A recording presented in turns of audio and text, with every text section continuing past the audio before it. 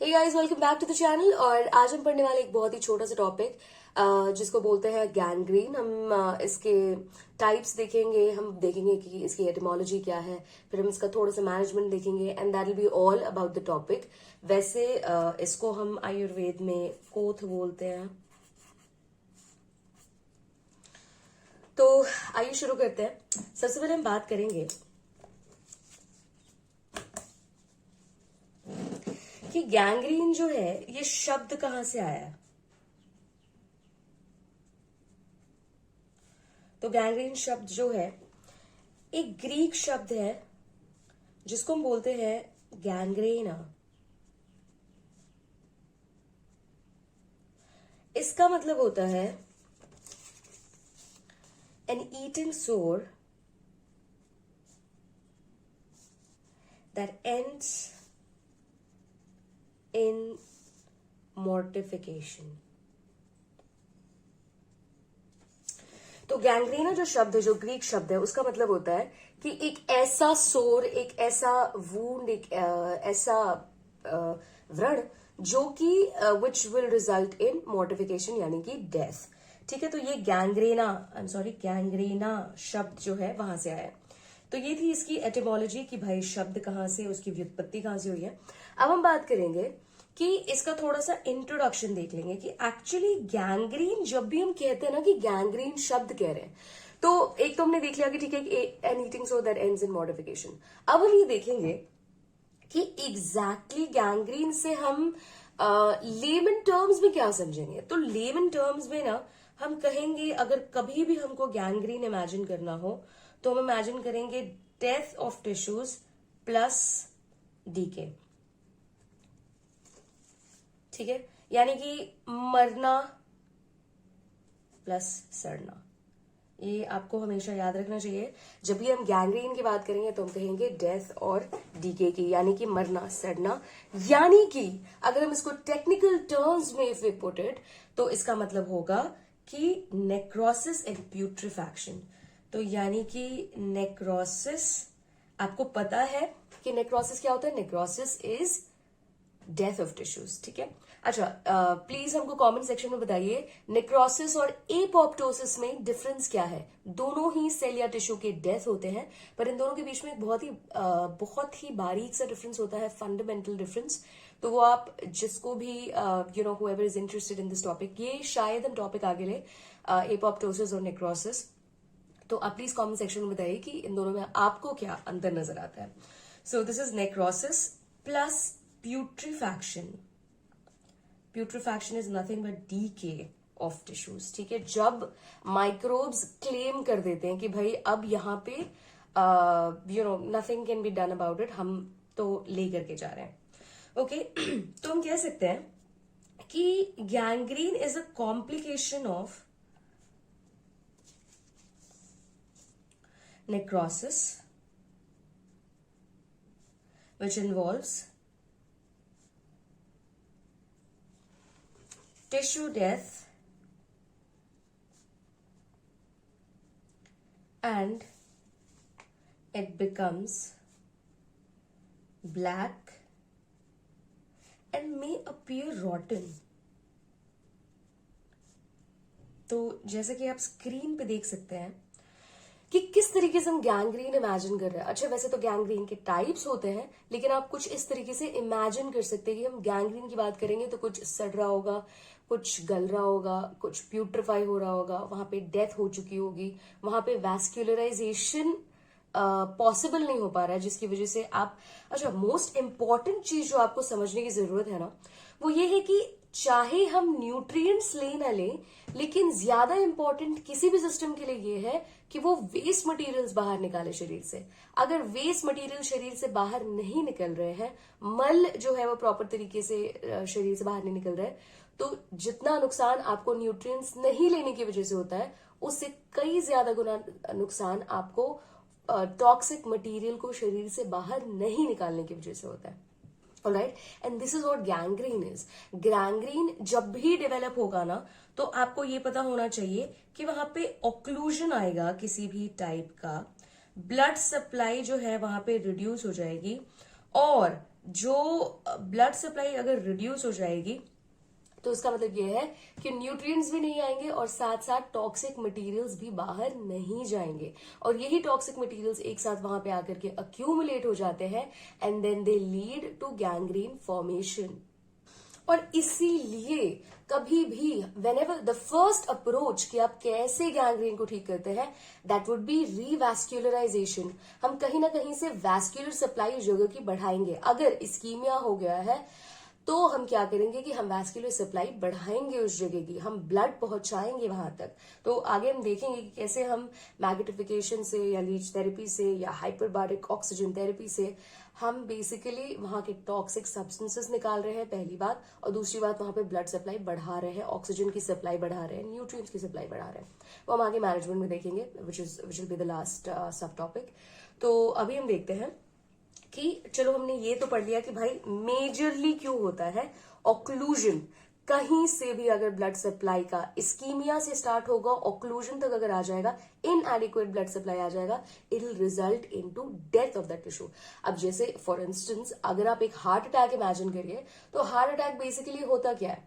Heart attack में आपके for instance let's say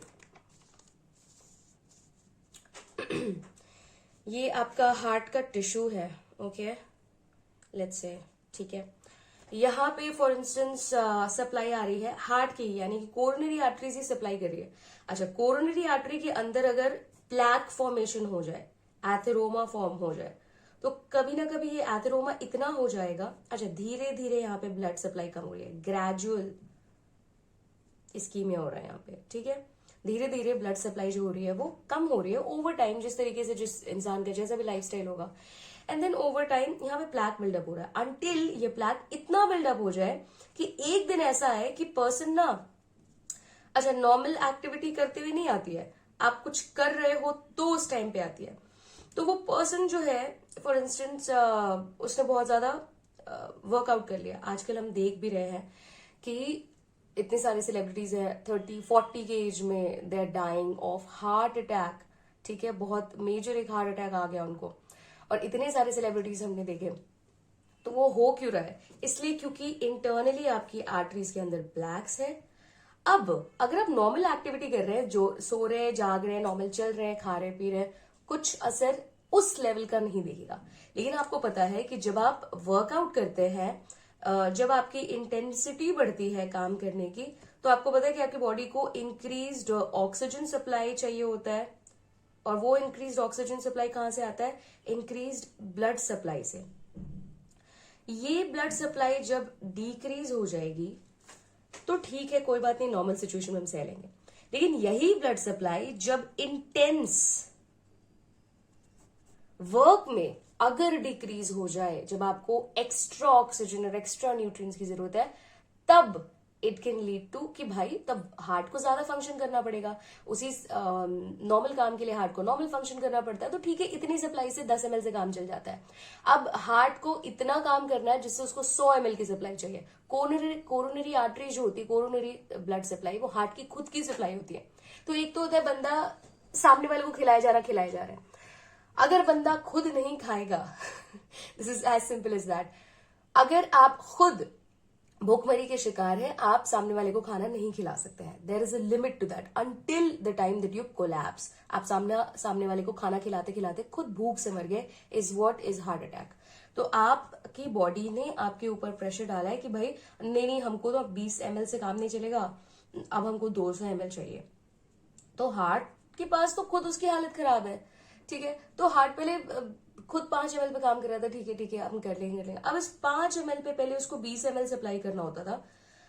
जब इंटेंस वर्कआउट कर लिया किसी ने, तो उसी 5 ml पे अब उसको 200 ml सप्लाई करना है। अब क्या होगा? हार्ट काम करना शुरू करेगा, पर उसको बैक करने के लिए ब्लड नहीं रहेगा। इस्कीमिया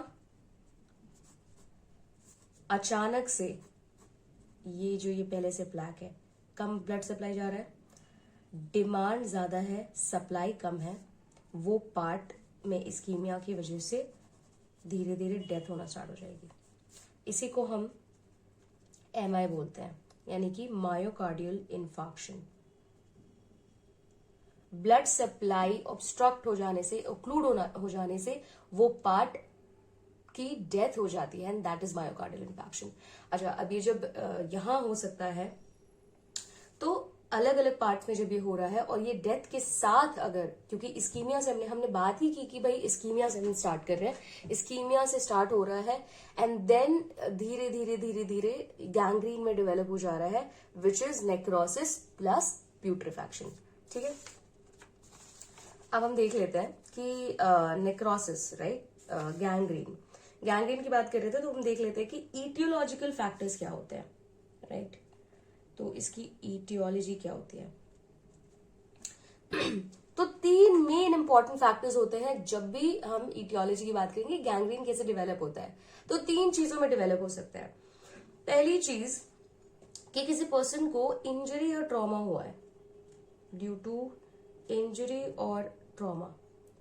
ये इंजरी और ट्रॉमा कैसे भी हो सकती है, जैसे क्रशिंग इंजरी हो गई किसी को, एक्सीडेंट्स वगैरह में जो होती है, या हैवी मशीनरी से अगर आपने छेड़छाड़ की, या कोई बात नहीं, एक्सीडेंटल हो गया, इट कैन रिजल्ट इनटू, वहां पे गैंग्रीन डेवलप हो सकता है। अगर आपका सिवियर बर्न हो गया है किसी जगह पे, वहां डेवलप हो सकता है। फ्रॉस्ट बाइट से भी डेवलप हो सकता है। आगे हम पढ़ेंगे फ्रॉस्ट बाइट के बारे में कि एक्चुअली होता क्या है। तो फ्रॉस्ट बाइट जो है दैट कैन ऑल्सो डेवलप, क्योंकि वहां टिश्यू जहां भी मर रहे हैं, ब्लड सप्लाई की कमी हो रही है, वहां पे डीके भी स्टार्ट हो जाएगा उतनी ही जल्दी से। ब्लड सप्लाई, अब मैं बार बार यही चीज पे फोकस कर रही हूँ कि whenever you have to imagine gangrene, हमेशा सबसे पहले दिमाग में पिक्चर बनना चाहिए। कोई भी टॉपिक पढ़ रहे हो, दिमाग में पिक्चर बनना चाहिए, विजुअलाइज करो and then you put it in words. ठीक है, तो इसका मतलब आप you can imagine a black rotten kind of flesh. ठीक है, तो सो दैट्स गैंग्रीन। अच्छा, उसका जेनेसिस कैसे हो रहा है? तो जेनेसिस ऐसे हो रहा है कि भाई ओक्लूजन हो रहा है, कहीं ना कहीं ब्लड सप्लाई की कमी हो रही है। वेट गैंग्रीन में आगे हम देखेंगे कि माइक्रोब्स का इन्फेक्शन उस जगह पे हो जा रहा है, तो that can result into प्यूट्रिड foul smelling wait gangrene. ठीक है, वहीं पे अगर आर्टीरियोस्क्लेरोसिस, धीरे धीरे आर्टीरियल सप्लाई की कमी हो रही है इस्कीमिया की वजह से, it can result into dry gangrene. वही अगर ऐसे बैक्टीरिया की वजह से हो रहा है जो कि गैस और सेप्सिस प्रोड्यूस करते हैं टिश्यूज के अंदर, तो it can result into gas gangrene. तो वही हम आगे देखेंगे। सबसे पहले तो इंजरी या ट्रॉमा की वजह से किसी भी तरीके की सिवियर बर्न हो गया, फ्रॉस्ट बाइट हो गया, क्रशिंग इंजरी हो गई। अनदर थिंग इज, जो इटियोलॉजी है which could be a causative factor, वो ये है कि आपका infection of pre existing wounds.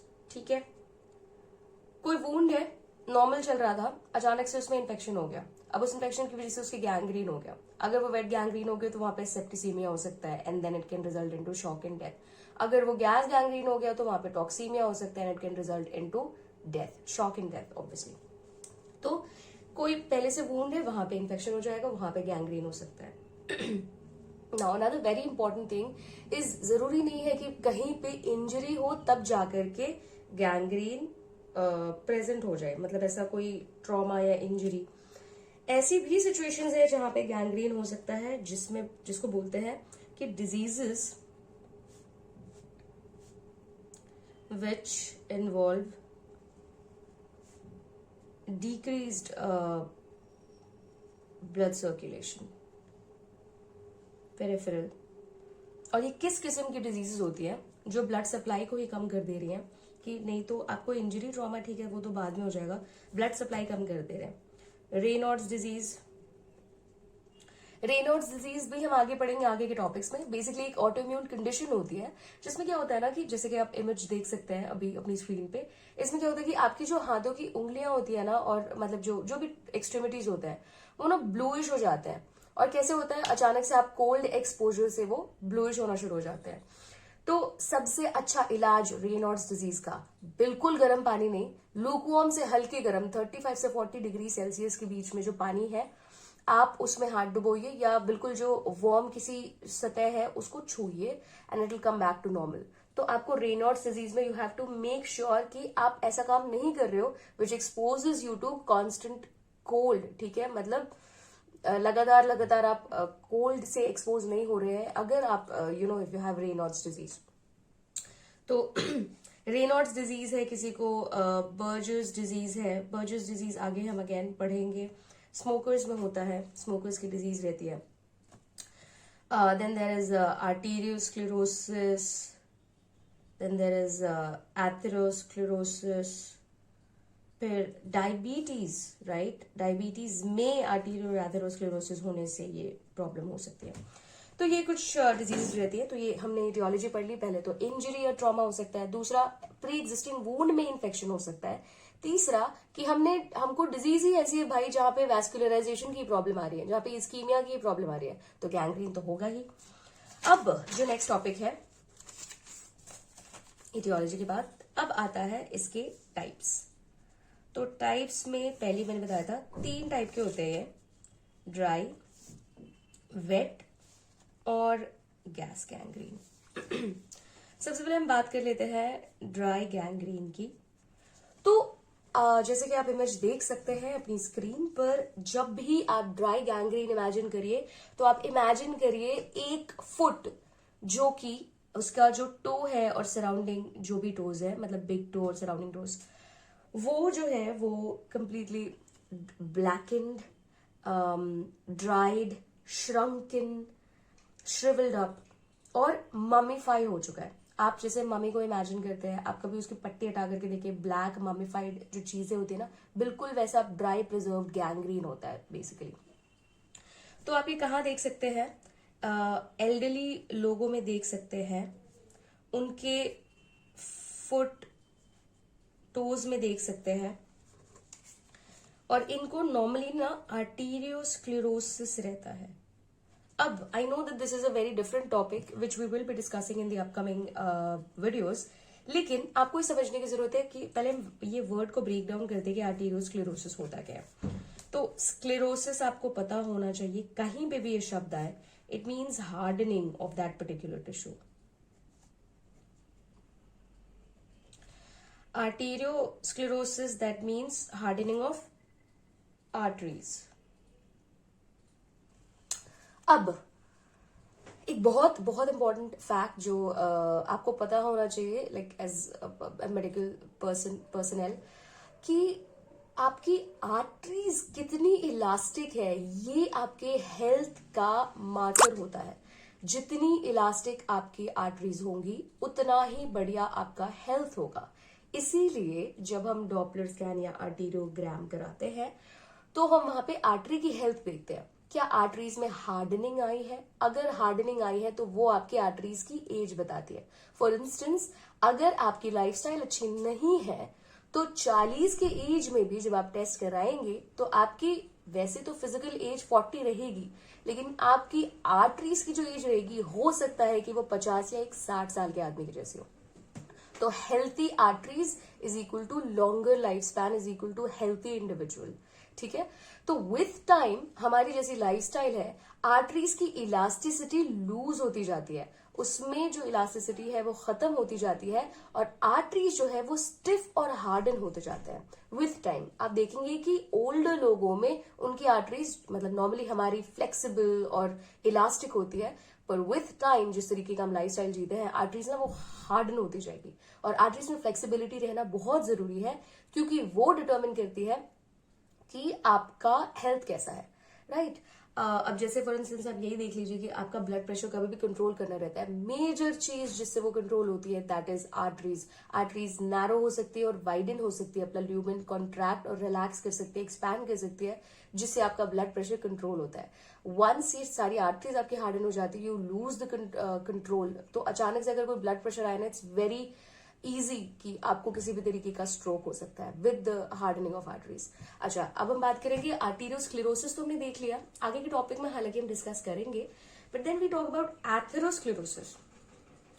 Atherosclerosis और कुछ नहीं बल्कि एक टाइप ऑफ आर्टेरियोस्क्लेरोसिस है. Okay, type of arteriosclerosis. Now what do I mean by this, कि इसमें भी हार्डनिंग हो रही है टिश्यूज की, पर इसका रीजन पता है क्या है? एथेरो इस वर्ड में लाई करता है. एथेरोमा क्या डिनोट करता है? ग्रूल लाइक सब्सटेंस डिनोट करता है. ग्रूल आप इमेजिन कर सकते हैं जैसे खीर, या वो गीले चावल जो बनाते हैं, दैट्स ग्रूल. तो ये इस टाइप का डिनोट करता है. अच्छा, इसका मतलब प्लैक्स के फॉर्मेशन से ये जो आपकी आर्टीरियल लाइनिंग है, ये जो है आर्टरी, इसके अंदर फॉर इंस्टेंस ऐसे प्लैक्स बन गए, इस प्लैक को एथेरोमा बोलते हैं। इसकी वजह से जहां पे कोलेस्ट्रॉल डिपॉजिट हो रहा है, अदर फैट्स डिपॉजिट हो रहे हैं, कैल्शियम और भी चीजें डिपॉजिट हो रही हैं, इसकी वजह से आर्टरीज में हार्डनिंग हो रही है और that can lead to problems. ठीक है, और ये जो एथेरोस्क्लेरोसिस है सिर्फ कोरोनरी आर्टरीज में नहीं, आपकी दूसरी आर्टरीज में भी हो सकता है। एनीवे, तो इन एल्डरली लोगों में आर्टीरियोस्क्लेरोसिस हो रहा होता है इनके फीट और टोज में, तो इसका मतलब कि डिस्टल लिम्स इन्वॉल्व होता है। ओके, अब हम देखेंगे कि एक्चुअली ये चीज होती कैसी है। तो आपको पता होना चाहिए कि इस्कीमिया की वजह से, और ये जो गैंग्रीन है ना, जैसे कि आप पिक्चर में देख सकते हैं कैसा दिखेगा, वी हैव ऑलरेडी इमेजिन्ड। तो ये जो गैंग्रीन है ये स्लो डेवलपिंग होता है, स्लो डेवलपिंग होता है, और स्लो डेवलपिंग जो है until the blood supply is inadequate, becomes inadequate। और यही हम कुछ डिफरेंसेस आगे देखेंगे ड्राई और वेट में। ड्राई में हम देखेंगे कि आर्टीरियल सप्लाई के ओक्लूजन की वजह से ग्रेजुअली टिश्यू जो है वो डेड हो रहा है, और वेट में हम देखेंगे कि आर्टीरियल नहीं, वीनस सप्लाई की वजह से बहुत हेस्टली, बहुत क्विकली जो टिश्यू है वो डेड हो रहा है, and then that can lead to, यहां हमने देखा यहां पे कोई इन्फेक्शन इज नॉट इन्वॉल्व, मतलब हर रीजन होगा इन्फेक्शन को छोड़ करके। यहां पे माइक्रोबियल इन्वेजन या infection is a major reason. ठीक है, आगे हम जाएंगे, हम देखेंगे कि कैसा दिखेगा। तो भाई ये जो अफेक्टेड टिश्यू होगा वो ड्राई, श्रंकन, ब्लैक, ममीफाइड फ्लैश, ऐसा दिखेगा। ठीक है, और अगर हम बात करेंगे कि कलर है, तो कैरेक्टरिस्टिक कलर चेंज दिखने को मिलता है हमको इसमें। And what is the characteristic colour change? पहले ग्रीनिश रहेगा, उसके बाद ये ब्लैक में चेंज हो जाएगा। और ये क्यों हो रहा है? आरबीसी के लाइसिस की वजह से, एज सिंपल एज दैट। ठीक है, टिश्यूज डेड हो रहे हैं। अच्छा, इसका अर्ली साइन क्या होगा अगर किसी को हो रहा है?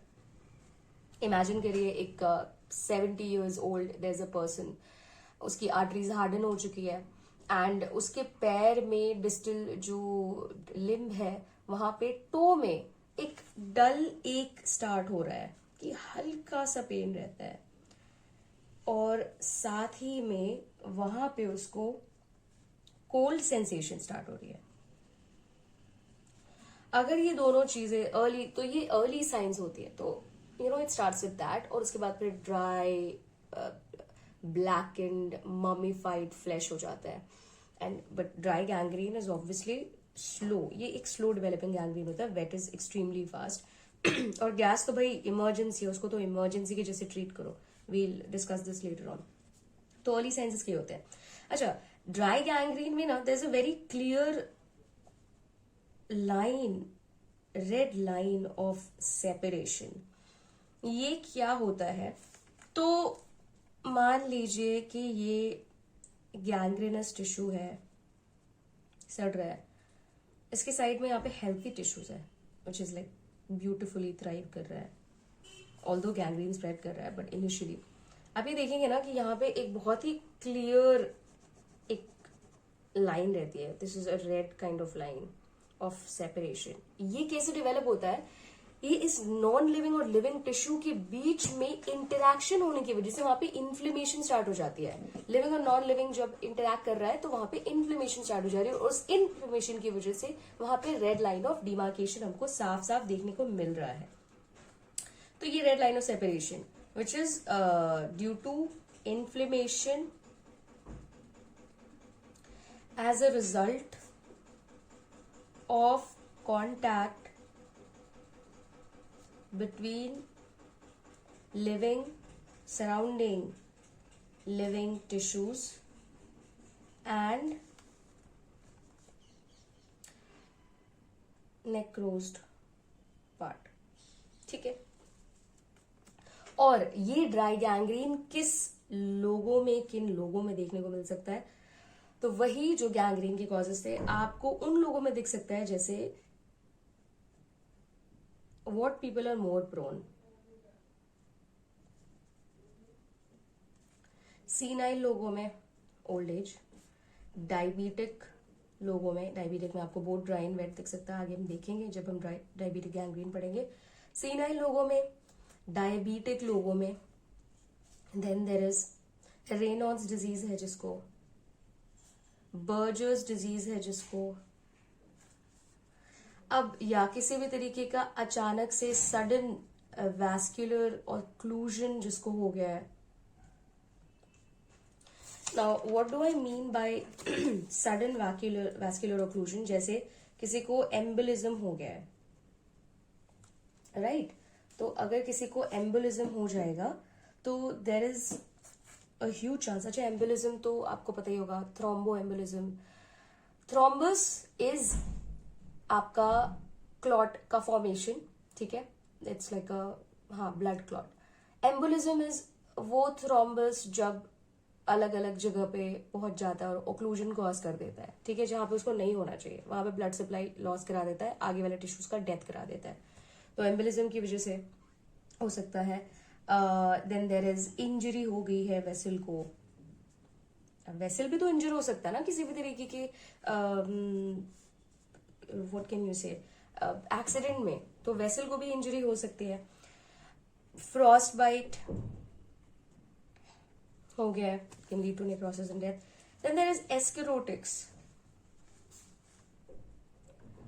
Which are nothing but acids and alkali, ठीक है, ये कॉजेस हो सकते हैं ड्राई गैंग्रीन के। अब हम देखेंगे कि भाई वेट गैंग्रीन क्या होता है।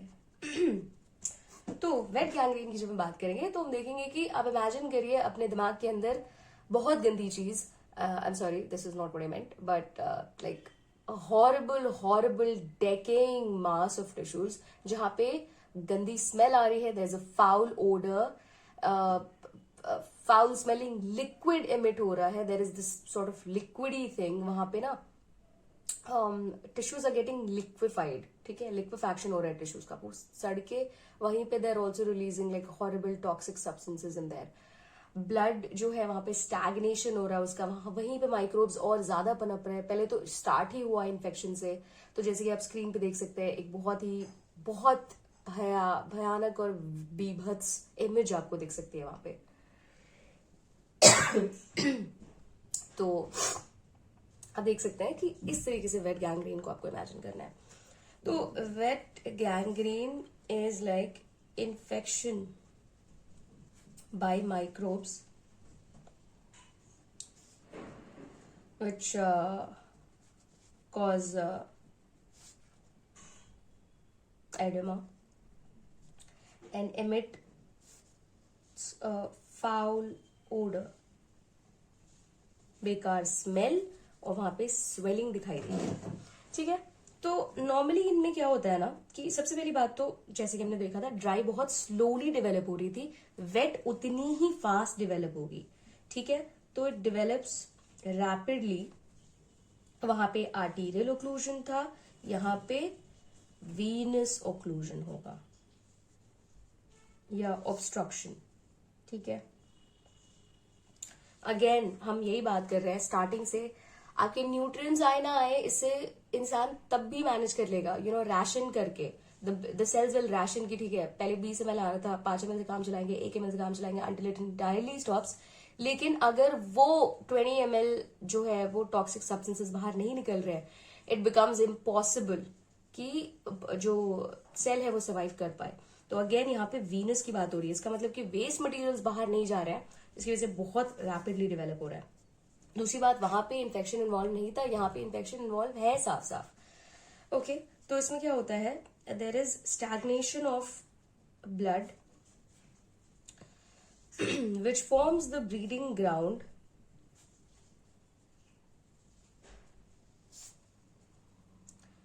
फॉर जो भी बैक्टीरिया या मोर माइक्रोब्स, ओके, ये होना चाहिए कि वहां पे ब्लड जो है, आप एक ओपन टाइप का वूंड आपको दिखाई दे रहा है, वहां पे ब्लड स्टैग्नेट हो रहा है। अब यहाँ पे स्टैग्नेट हो जाने की वजह से और भी ज्यादा इन्फेक्शन वहां पे डेवलप हो रहा है। जो अफेक्टेड पार्ट होगा ना, वो कैसे दिखेगा? सॉफ्ट, प्यूट्रिड, मतलब सड़ता हुआ, रॉटन, ओके, और स्वोलन होगा वहां पे, ओके, फाउल स्मेलिंग होगा, ब्लैक होगा या डार्क, जो भी, ओके, ये सारी चीजें आपको दिखाई देंगी। वहां पे कोल्ड सेंसेशन होगा, alright. So this is what we are talking about wet gangrene में। अच्छा, वेट गैंग्रीन में क्या होता है कि ये जो टॉक्सिक प्रोडक्ट्स प्रोड्यूस्ड बाय जो भी बैक्टीरिया माइक्रोब्स है इज अब्सॉर्ब्ड इंटरनली, या जो भी ब्लड स्ट्रीम के अंदर है, causing systemic manifestations.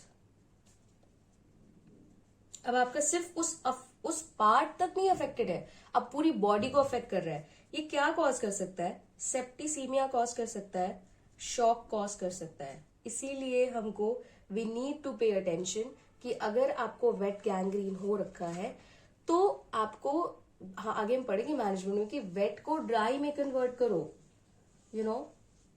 And then इसकी जो स्किन होती है ना, स्किन इट बिकम्स रेज्ड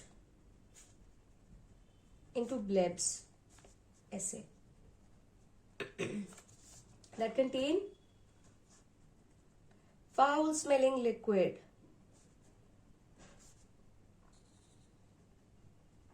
ये आपको साफ साफ दिखाई देगा वेट गैंग्रीन के अंदर। तो आपने इमेजिन कर लिया, वेट में इन्फेक्शन है, फास्ट स्प्रेडिंग है, सेप्टिसीमिया हो रहा है, स्टैग्नेशन ऑफ ब्लड है, वो ही ब्रीडिंग ग्राउंड ऑफ बैक्टीरिया बन रहा है, सॉफ्ट है, प्यूट्रिड है, रॉटन है, ब्लैकिश है, कोल्ड है, पल्सलेस है, maybe we forgot to write, pulseless,